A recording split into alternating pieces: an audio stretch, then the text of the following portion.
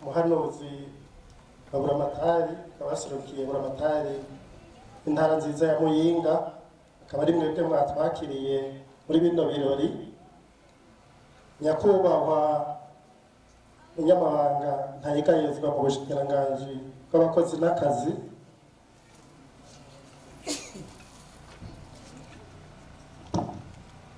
banyakubahwa mwaserukiye amashirahamwe mpuzamakungu afise mu vyo akora turinda gukoresha abana mu bikorwa bibacinyiza, harimo waserukiye BIT n'uwaserukiye UNICEF.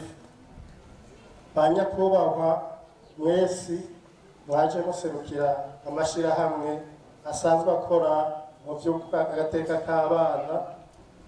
Banyakubahwa mwesi mwaje ngaha umwe umwe mu cubahiro ciwe, batumire bahire bapfasoni rwaruka, nitugire amahoro. Sangwa amahoro n'agateka k'abana kuri bose.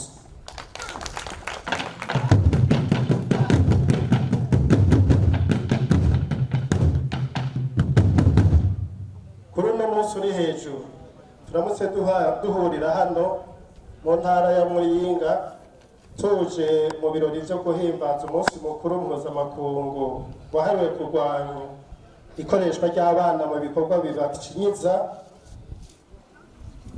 Uyu munsi mukuru ukaba wama uhimbazwa uko umwaka utashe igenekerezo rya 12 ruheshi mu bihugu vyose.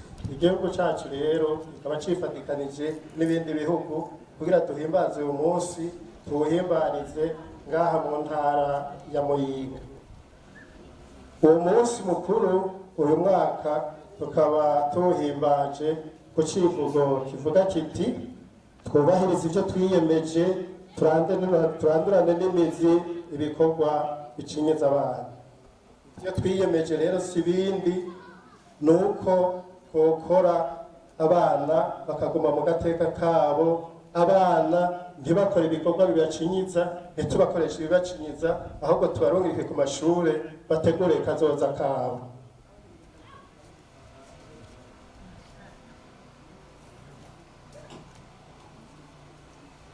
Kw'izina rero ry'amashirahamwe asanzwe akorera mu gateka k'abana, kw'izina ry'urunani rw'amashirahamwe akorera mu Burundi mu vyo gukinga no guhimiriza kugira ngo umwana aronke agateka, ariryo FENADEB,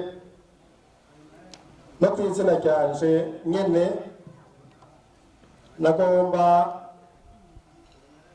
kwifatikanya n'ayandi mashirahamwe yandi yose dusanzwe dukorana mu bikorwa vyo guharanira agateka.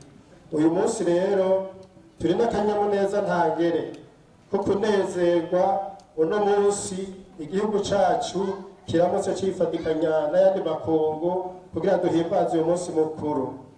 Tukaba twaboneyeho n'akaryo ko guhimiriza abantu ba hano mu ntara ya Muyinga ndetse n'abandi bahandi.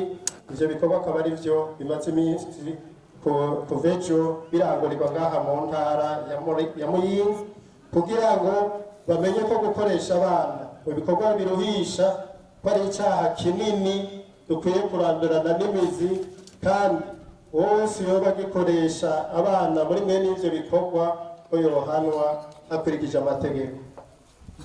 Ivyo bikorwa si bindi usanga bakoreshwamwo abo bana musanzwe muzi, harimwo kubakoresha mu mirima, kubakoresha kurera abandi bana batoyi, kubajana kubumba amatafari, kubajana kwimba inzahabu. Ico gikorwa ngaha mu ntara ya Muyinga mu biharuro duhora turonka tukaba dusanga bifata abana benshi baja muri ivyo kwimba inzahabu. Intara ya Muyinga rero ni naco gituma twabonye ko twohashika kugira bahimirize nk'uko bariko bahimiriza ahandi hose, kugira ngo turandurane n'imizi ibikorwa bicinyiza abana.